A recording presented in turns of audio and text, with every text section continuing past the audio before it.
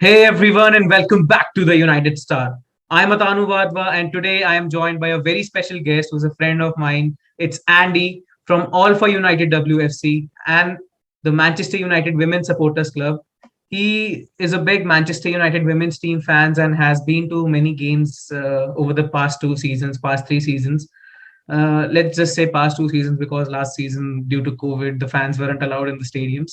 So he's a season ticket holder for the women's team as well. And this season, fans are back, and it will be an unreal atmosphere in the stadiums. Manchester United fans are obviously one of the most vocal fans over there, and they clap a lot, they chant a lot, unlike some other fan bases.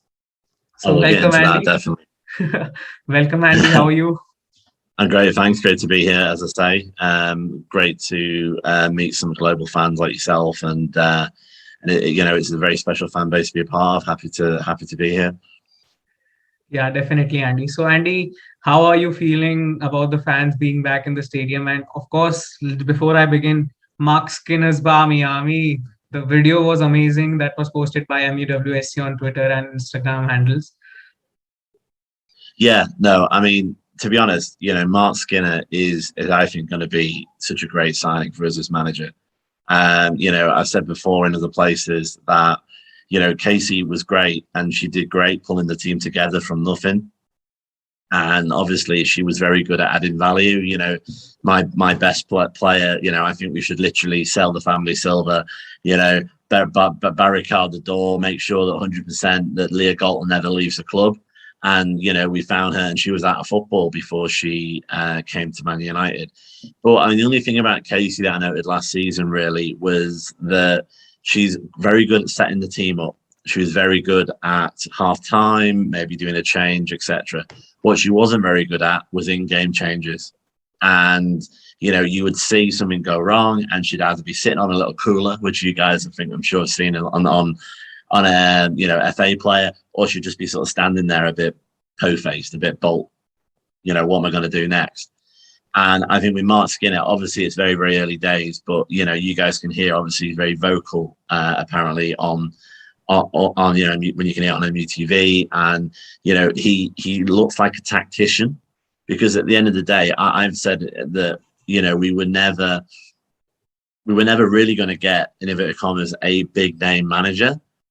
Because obviously we're trying to break through into that top three, the Champions League. But I think, to be honest, we don't really want a big name manager, because where's our money then going to come through for players? We want someone who can add value. The traditional bring a kid up from a C to an E to a C is a bigger deal than an A to an A.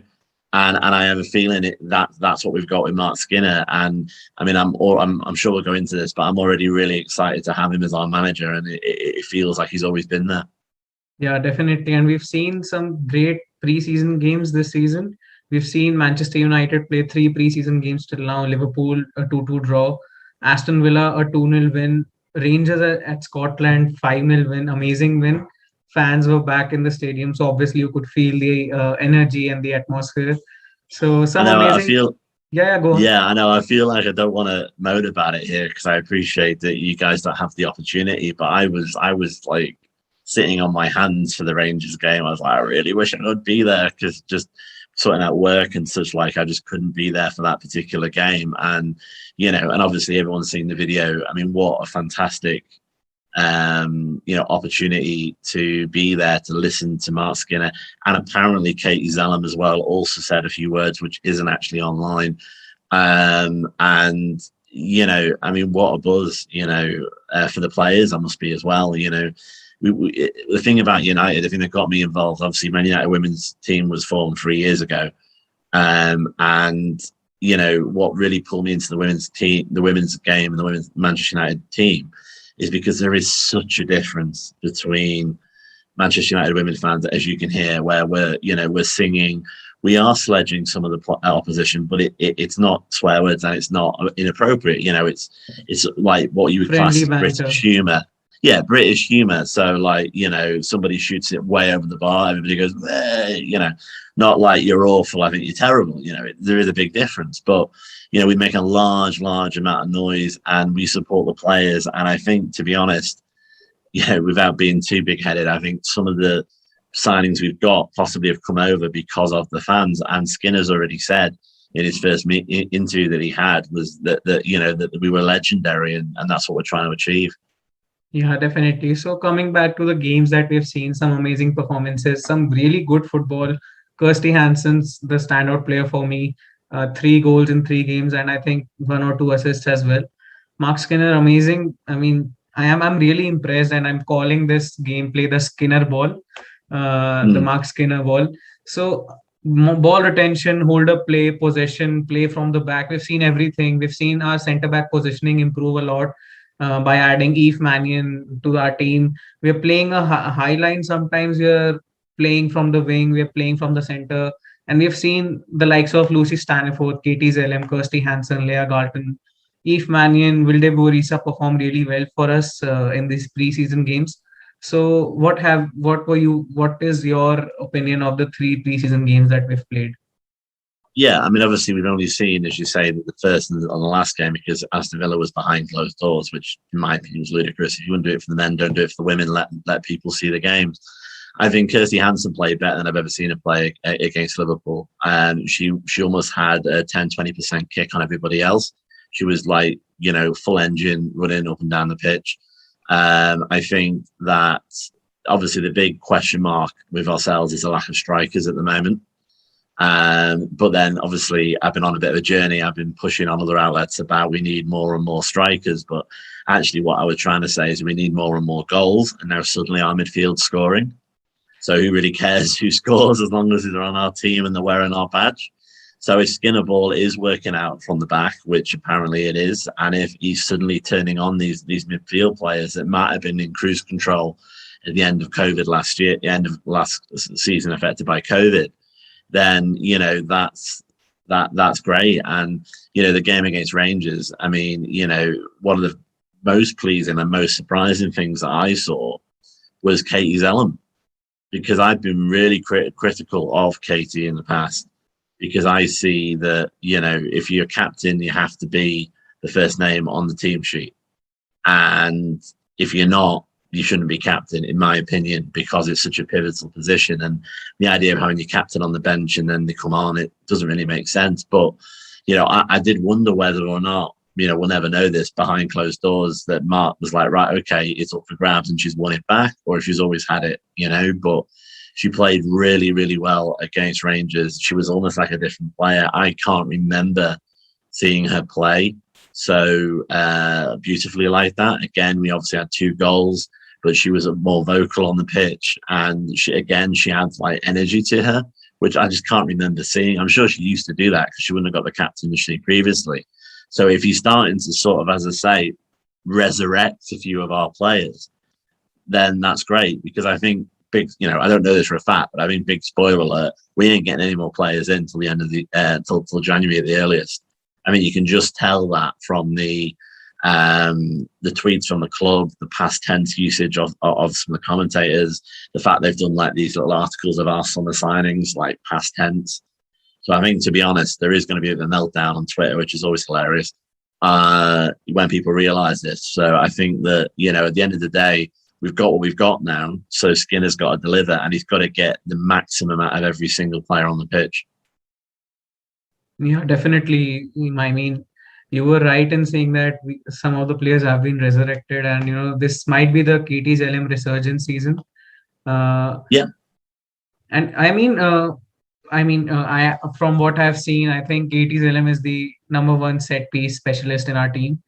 But at the same time, you are right that if she's the captain, she should be on the starting 11. She should be in the starting 11, and should be the first player on the starting 11. So, yes, I am really excited about our midfield. Some amazing depth in our midfield right now. Wilde Borisa, Katie Zelem, Lucy Staniforth, Ella Toon. Ivana Fuso as well plays as a number 10, if I'm not wrong. Yeah, and she got some game. And another thing that I saw off the Rangers game that was really great, and not actually off the Liverpool game, and I appreciate they're both friendlies, we actually used our academy. We have it. The idea of bringing them onto the pitch, is a thing that can happen, and that's something that, that again, Casey never did really. I mean, I think in 2 games we have put on more academy players than we have in the last 3 years. Now, I appreciate, it's a friendly, and I appreciate that if you put players in too early, you can stunt their development and not help them out. But Carys Jones has played for Wales already. So if you play for an international team before you played for your club, I think there is an element of you've got to make sure that because Manchester United has had a history of playing attacking football and playing youth and bringing youth forward, and that's what's appealing to the club. I mean, I'm a Man United fan, but what's the point of supporting the under 23s or the under 18s if you never see them again? Yeah, And I think one of the best things about United is you can see that people come through the club. Yeah, I mean, Katie Zelem, Ella Toon, Millie Turner, Emily Ramsey, they all are academy products. And we've seen Carrie Jones, Tara Bone, and many other academy players in these 2, 3 preseason games. So, yes, I mean, watching Carrie Jones play a lot more than she did last season is obviously intriguing. And I am really happy with, Marc Skinner integrating Carrie Jones into the starting 11. And I think, I mean, yes, we are saying we don't have many forwards, but maybe we might use the services of Carrie Jones or more under 21 players under Charlotte Healy who have played under Charlotte Healy. We're going to need to, because this is the only thing. I mean, I'm trying to convert myself from this person that was sort of going strikers, but because I just don't think it's going to happen. I mean, the evidence behind that, they've just spent a week in Scotland. The whole point of that, you've seen the TikTok videos of them sort of dancing around and that kind of thing. The whole point of that was to bond the team. And Scotland is very rural. I get the impression that they were in somewhere in the middle of nowhere. They were seeing all their players 24/7. They were doing training sessions for a week. The whole idea was to fully gel the team. That's one of the main reason why I think that you're not going to have a randomer come in now, because why would you spend a week in Scotland doing that? And I'm just very excited about Skinner, because I think people have made some really stupid comments in relation to his performance in the WSL, NWSL, and stuff like that. The American League is different. It is completely different. The women's soccer team, the US national team, is king or queen, if you prefer. They decide how often they play, what often they eat, how much dinner. If you can't. You can't wear out a Morgan or a Press when she was over there, because you just wouldn't be allowed to. So you haven't got a club over here where the manager decides, how often you play a player, and it's a big game next week, so we're playing our best players. You might have a tap on the shoulder and say, well, actually, we've got USA versus. I'm not doing the American accent again. That was terrible. But you get the idea. We've got the next USA versus Mexico next week. We only want her to play half an hour, and then you have to stick with that. And I think there is something different about any league that doesn't have relegation as well. It can be very stale. And, halfway through the season, everybody knows where they're going to finish. Really, if sort of team 6 is playing team 7 as a player, are you going to really kick on as if it was either a top of the league or a bottom of the league situation? So you really cannot compare the two of them. And Orlando Pride, Orlando itself as a sporting area, really, was a big fan of mine is the NFL. There's a reason why people say they go on holiday and they retire in Florida. There's very much little that happens in between, and wouldn't have the big fan base. They wouldn't have what we had here. And to be honest, I think he did pretty well with what he had at Orlando, and I don't think it's the death sentence that certain people are saying it is. Yeah, definitely. I think to some extent, the fans, our own fans, were a bit. They were a bit negative when the rumors were floating around that Marc Skinner might be our next manager. And in my case, I was like, okay, yeah, people are saying something, maybe it might be true, but let's give the man some time. He's managed really well over at Birmingham City. And I think the fact that COVID was there and, the NWSL was halted was one of the reasons why his Orlando Pride tenure wasn't as successful as people wanted it to be. And I mean, he did finish. He did reach an FA Cup final, if I'm not wrong, and lost against City with Birmingham City. Yeah, yeah, and Birmingham have no money. I mean, Birmingham is the worst in relation to finance, in the WSL, and I think that links again to the great journalistic outlet, which is the Athletic. That's a bit of British sarcasm there. Because I think if you've played for a team where you've got no money and then you've gone to Orlando, there's no way you're going to go back to the WSL, possibly with your final throw of the dice, because if it goes wrong, who else is going to pick him up? If they haven't got the resources, if they haven't going to have the training pitches. And I think, to be honest, the situation with that has definitely much improved. Now, you could say, I'm not saying it wasn't the case on the Casey, you could say that her leaving and falling on her sword has finally woken up United to, okay, we've got to treat the women better because we can't keep losing managers. But I feel pretty confident that we're going to get them through this year. Obviously, COVID's a massive question about what happens when the UK enters winter, but hopefully we'll get a full season in.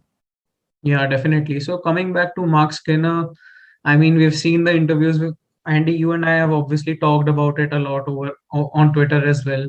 That the interviews, so much positivity. I mean, I'm really a fan of Marc Skinner due to all the interviews that he has done after signing for Manchester United as their manager. Some of the quotes that I'll read out, some of the things that I liked from his interviews.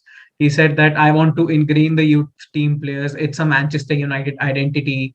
I want the players to play fearlessly and to play attacking football and become the Man United machine, which is like youth courage success, which is obviously imprinted on our kids this season as well. And you talked about the Scotland camp be was done to know more about the players and to gel together. So he said this in the interview as well, like the hunger, the togetherness, the commitment, all these things that he wants the players to develop off the pitch will definitely help them on the pitch as well. So I think with this Scotland camp that he organized, this has been achieved to some extent. I mean, we have seen the TikToks and we've seen much more content on the Twitter handles and the Facebook handles. So I'm really liking it because it gives the fans some more things. I mean, yes, we don't get to see this much content in women's football. That's what I have seen over the last 1 year that I've seen women's football. So it's obviously very positive to see Marc Skinner coming out with all these statements like we have tried to make attacking style as much as possible to suit this wonderful club and everything. I mean, you can see that he's a man who explains everything in the press conferences, in the interviews, and he wants to succeed here. He also said that being here, our challenge is to win things. There's no doubt about that. I haven't come here just to exist. He knows that he's a man on a mission. He has to outperform himself from his last WSL tenure. So Andy, you obviously are a fan of Marc Skinner's interviews. So why don't you tell Yeah, us I mean, something but about that? the thing is as well, as I said with Kate, and I'm not afraid to be critical if needed. I think one of the difficulties with the women's game, and I think one of the things that appeals to why people want to play for United, is that they do get that support that you would necessarily see in the Premiership. You get that passionate, loud, proud support. Why would you want to play for a team where it's like, or no noise? And you say, well, does that exist in football? Trust me, it does. Trust me. We've been to, not so much now because we're starting to inspire people to follow us. So Chelsea are doing a bit more of it, Arsenal are doing a bit more of it. We've been to places before where people have almost gone, shh, it's a football match. It's a football game, and you're going to see something different when you see us now on coming into the season, because I think apart from anything else, we've both all really struggled. We've missed football massively, but we've missed the community that you get into it. But I think Skinner, what Skinner I think might have jumped up on, which is quite interesting, is United is not in a bad position. We're knocking on the top three. If you look at the teams above us, you could see the main thing that we could do, which would be better than them, is we could generate a full team rather than a group of individuals. Like Chelsea, yeah, okay, player for player, you've got much higher quality in a lot of areas. but you've got a lot of celebrities, you've got a lot of big national team players. And, you know, I'm not saying that Emma Hayes can't get them to gel together, but the main selling point, I would say, if you were trying to get people to United, is, you know, not only are you going to play in a team, not only are we going to win and lose as a team together, and they're going to feel that camaraderie, you're going to get the roar of the crowd. Because why else would you play football? You know, what's the point? You know, at the end of the day, women and men are similar in a lot of ways. And one of them would be a little girl will be watching the Champions League, the men's Champions League, and won't be going, I'd love to play football, but if it was a bit quieter, maybe if like people just clapped rather than cheered. No, they're dreaming to hear the final net and the roar of the crowd. And obviously our crowds aren't as big as the Prem's yet, but you know, if you score for United, you know, I've been at LSV where it's, you know, Liverpool versus, or, you know, United, or, you know, City versus us. When somebody scores, it's limbs. It's the same as the Prem. Everybody goes mad. And that's what the players deserve. And I think that's the thing. And he's realised that if you start, and I think he's doing two things. I think he's doing this content for the fans because I think genuinely he believes in the fans, and he believes in how, you know, important it is to have the fans come over, which actually, as I say, a lot of WSL teams have either took for granted or don't really care about. But also, I think he knows it's an advantage. Like, he's wound me up. I'm getting wound up now. It's less than 2 weeks ago. You know, we're going to be buzzing going into that game. So he's already was going to get something loud. But now, you know, he's going to get something really loud. And that's only to the benefit of his team. So he's probably doing it for that reason as well. Yeah, definitely. And, you know, I mean, I read this somewhere that there is a lot of positivity in the fan base right now. And I saw this reply on Twitter from Johnny Ball or John Ball. We've obviously been together on the fans forum on All for United WFC.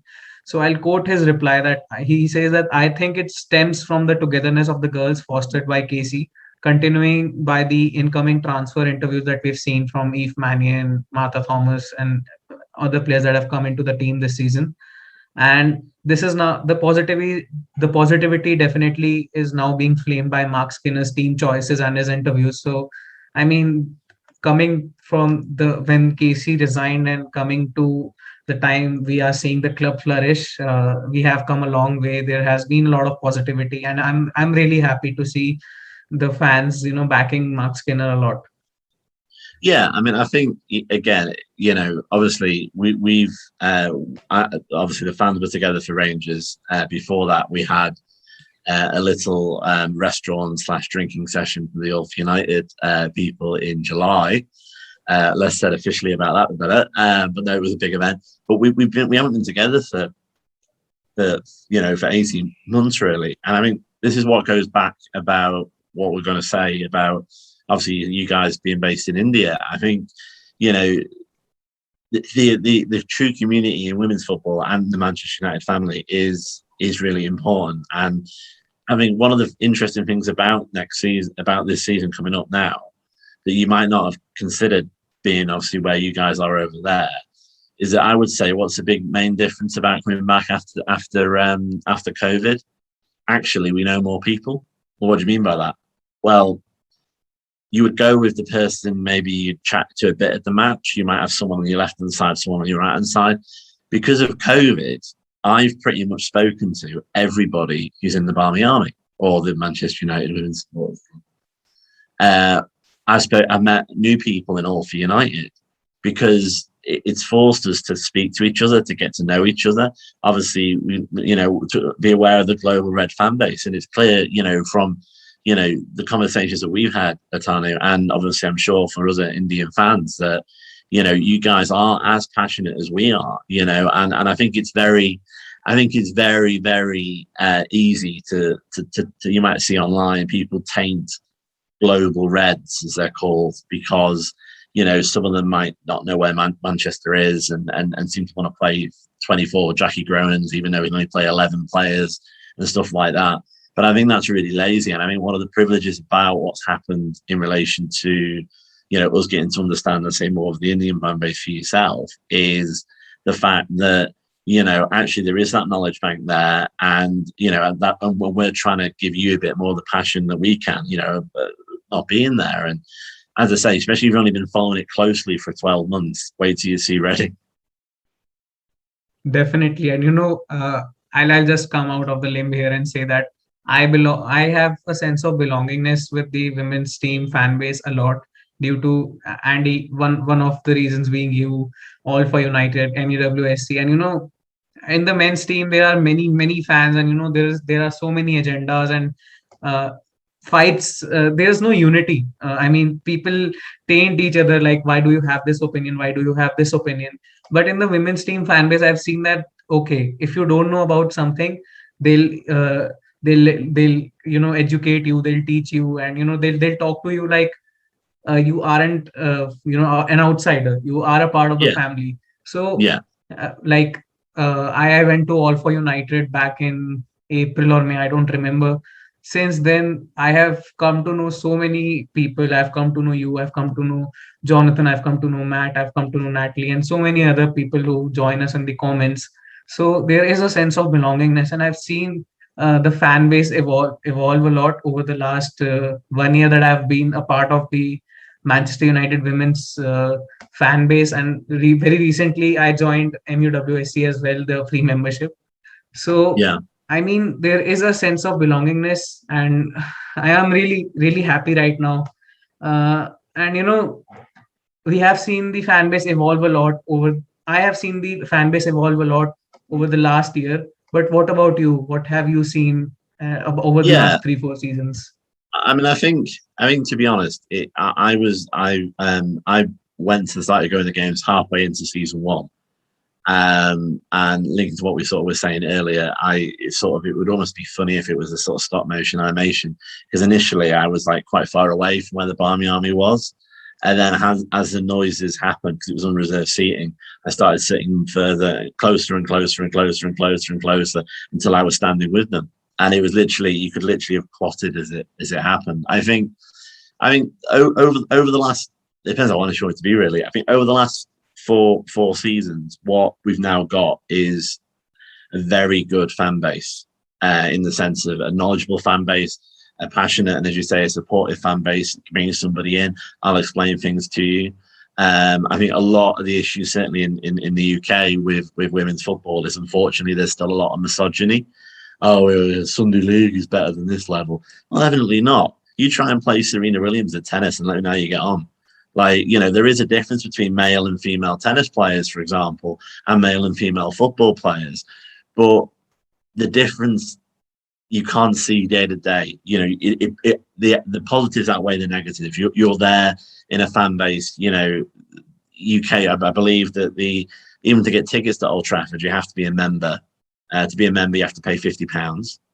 And then that doesn't include your ticket. To get another ticket, you pay another £50.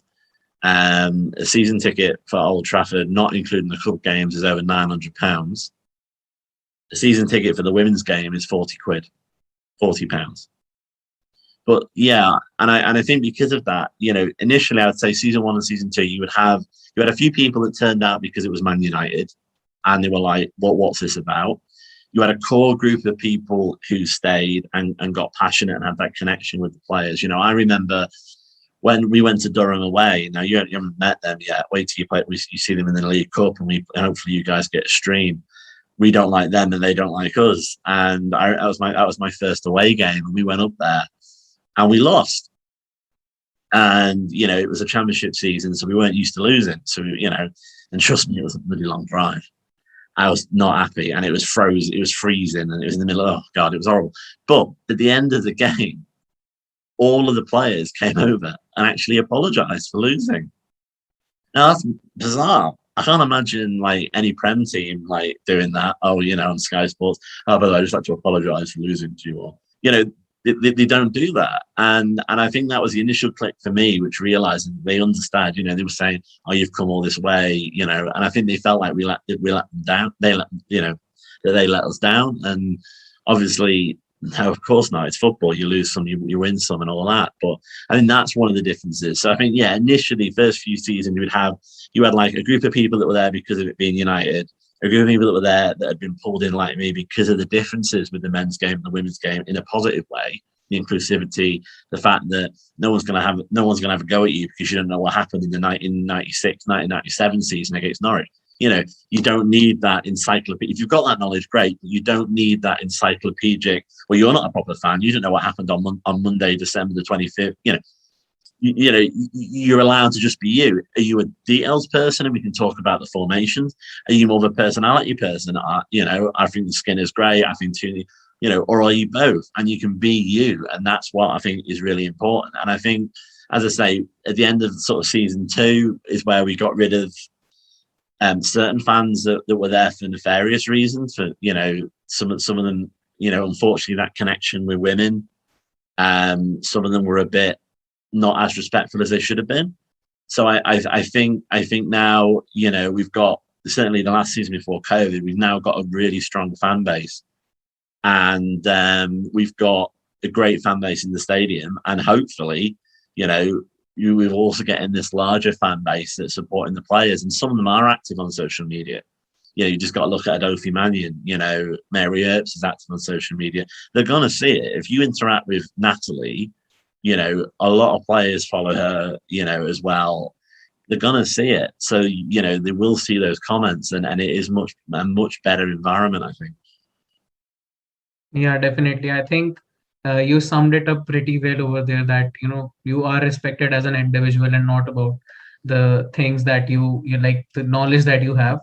It's about being there, supporting the team, and, respecting the players. And a very good anecdote that you gave me today, that the players came in front of you and apologized, and we don't see that very much. I mean, yes, 1-2 players might apologize on social media after the game in the men's football, but I this is something new to me, and I'm really happy to, that you gave this anecdote to me. So Andy, Yeah. one last question: what is your predicted starting 11 for next season, like for the Reading game, for example? Yeah, well, let's start with the most difficult, which is Mary Earps versus Bagley. I mean, I'm a massive Mary Earps fan. I am. I think she's great. I think her personality and as a player, I think the main benefits that she brings is she's a bit taller and she's a bit stockier than most female goalkeepers. She doesn't get pushed around as easily in the box. She can come and claim the ball, but she's a confidence player, and I think being set up, with the England team wasn't really good for her, and being under Phil Neville didn't really help. Sophie Bagley, I really think has the potential to take a number 1 shirt. I'm a bit in the minority on that. I hope it doesn't happen, because from a fan perspective, but I think she brings like a tenacity that I haven't seen for a while, and never say die attitude. But yeah, at the moment, I would definitely say Mary Earps. Obviously, Anna Battle's going to be in defence. Maybe Millie as well. You bring her in because of the team building or not, but definitely Anna. Obviously, Hannah Bundell's an option in defence as well. I think our defence is pretty much writes itself now with the strength that we've got. Midfield, well, that's where the embarrassment of riches comes in. Who would be your second centre back alongside Millie Turner? Who would be yours? Let's see. Eve Mannion. Do we agree? Eve Mannion. Yeah, I think so, because again, she's new to the team and she wants to play, and she wasn't playing with City, so I think she would be a good one. Obviously, with the midfield, this is where you got the embarrassment of riches. In our team, which is great, to have that problem. We haven't seen Hayley Ladd yet, so it'll be interesting to see if she'd be playing. I think against Reading, I'd play her because of the physicality. Reading a very, very, very, very physical team. Based on what I've seen, I'd also play Katie as well. Katie Zelem, and obviously looking on the wingers, you're looking at Jackie Groner's always got to play. And obviously Kirsty Hansen can either be a winger or she can go up at the front, really. And obviously we all don't know about Russo, if she's fit or not. That's the thing. So I think Jackie Gronin won't play because she hasn't been back from the holiday that she's having after Olympics. Yeah. So and Ella Toon obviously is an option in midfield. Yeah, so Ella Toon, Hayley Ladd and Katie Zelem. Yeah. On the wings, I think Galton, Hansen, like you said, and up top Russo if she's fit. Yeah, well, this is it. That's the only hole is about our attack. Martha Thomas is an actual striker officially, so I suppose you would put her there if Russo wasn't fit. I know that there's a certain element of the fan base which is going to go mental if Jackie Groenen isn't playing. But at the end of the day, she's a great player. But if United start playing a system that she doesn't like, or she doesn't fit in as much, because one of the things is we do need goals and she doesn't really score them.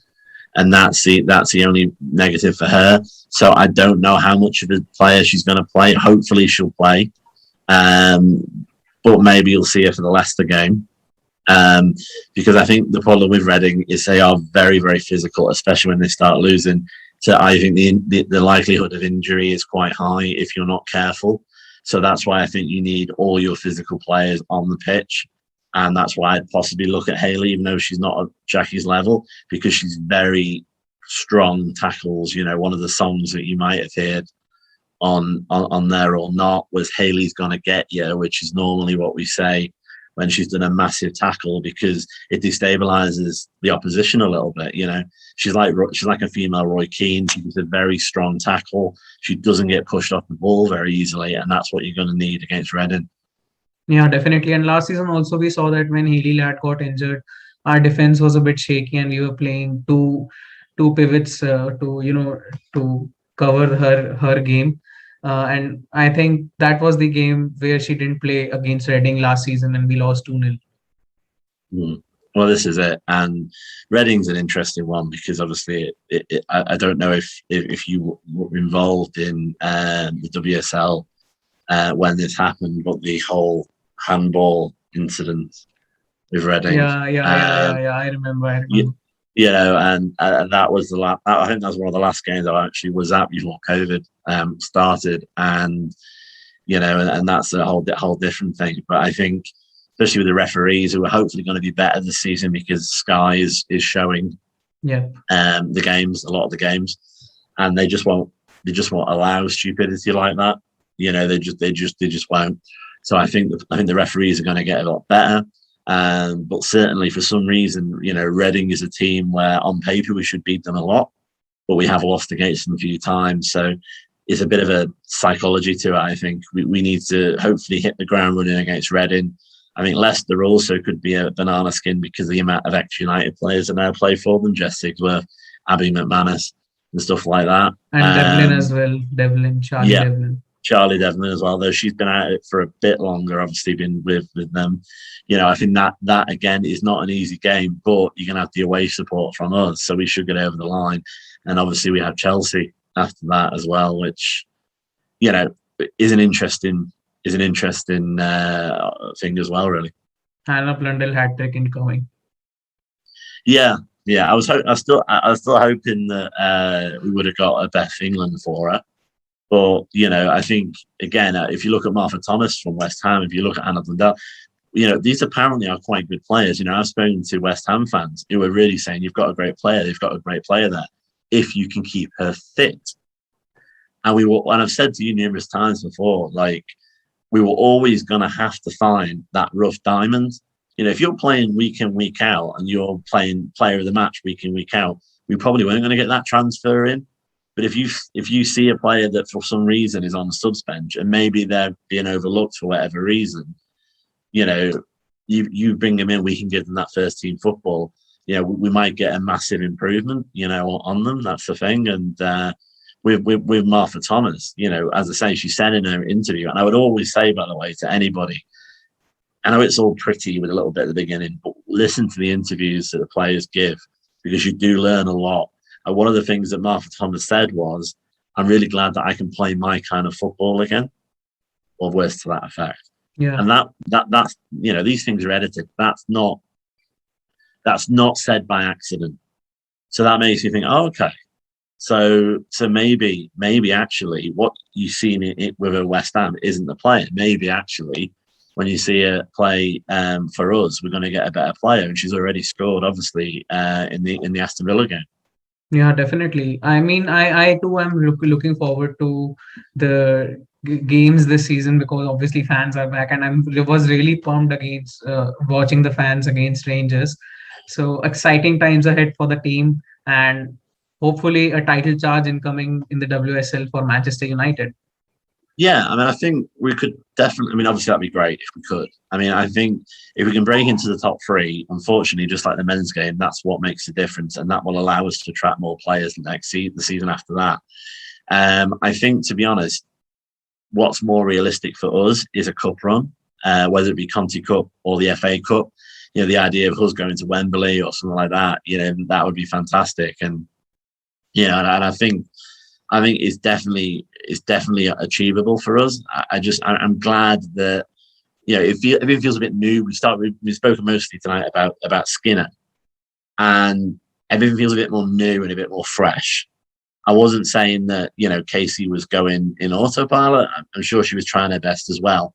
But as I say, we've got a guy who can react during the game. We've got a vocal guy. We've got a guy who can liaise with the fans and knows the importance of fans and knows what we bring to the table. He actually said in one of his first interviews, that apart from dealing with the players day to day, speaking to the fans is like his second thing he enjoys doing the most. And everything just feels like there's a buzz around the place. And I think, even if by some, hopefully by some freak thing we don't win against Reading, I still think that we would kick on. And I've not gone into a season as confident about this, before, because, we're going to have players that haven't played with fans for a long, long time. And I think we can really, there's many times last season where I actually said on watch-alongs where if we were there, we could have brought them up. We could have brought them over the line. If they went one down, we could have brought them over the line. And I think one of the things you're going to see this year, and I would definitely say get you guys to interact more on Twitter, with us as well. You're going to see that noise. You're going to hear that noise. And hopefully you're going to get more chance to see the NWSL the WSL as a product, because the rights are pretty cheap. The companies aren't paying that much for it. Hopefully you guys will get to see the games a bit more and sort of join in with us, really. Yeah, soon, very soon. So just, I'll quote Marc Skinner on the thing that you said about fans, that legendary is how I have heard it. It's about creating that connection with the fans. I want them to know that I represent them and their national and their football team. They will be vital. I can't wait to see them. They are the most important thing. Yeah, exactly. And that's what I mean. And this is why it's so good. And I think everyone, I know we've probably run into time, but I think everyone needs this. COVID has been very tough in the UK. And I've seen, obviously, it's been very tough for yourselves in India as well. And, there's things that have never happened have happened. I'm a massive fan of the cinema, and suddenly all the cinemas closed and I can't go see a film in the cinema. And it never occurred to me that would ever happen. People that have been to football day in, day out, the men's in Old Trafford, suddenly were lost because they can't go to football again. And I think, a lot of people get a lot from their hobbies, work life or whatever. We sort of, work to live rather than live to work.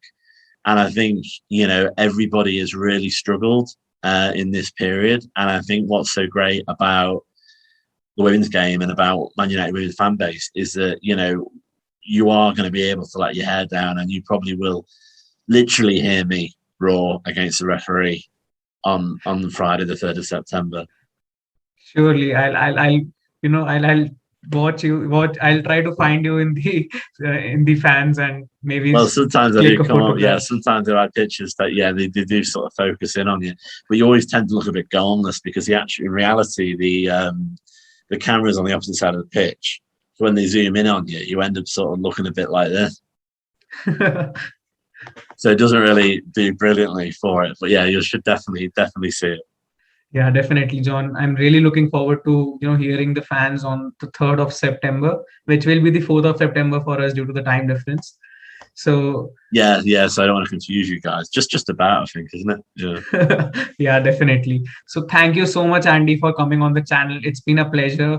And I've talked to you a lot on Fans Forum for All for United WFC and on Twitter as well.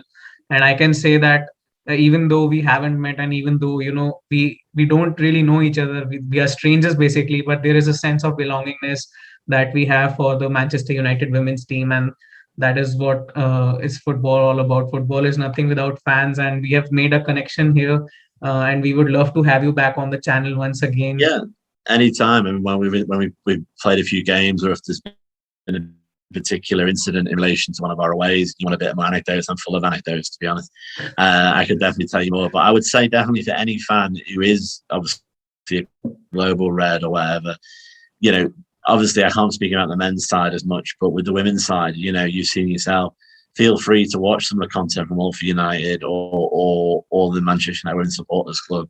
You know, maybe have a message, have a chat to people. We're not, as you say, especially on Twitter, it's text based. If you are a bit, I really wish I could have someone to talk about the game to, because I appreciate it's not as big in India as it is over here.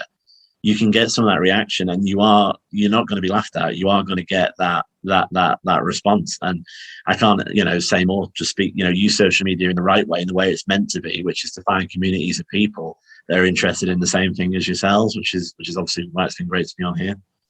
Yes, definitely, John. So thanks a lot, John. Thanks a lot, Andy, for coming on the channel once again.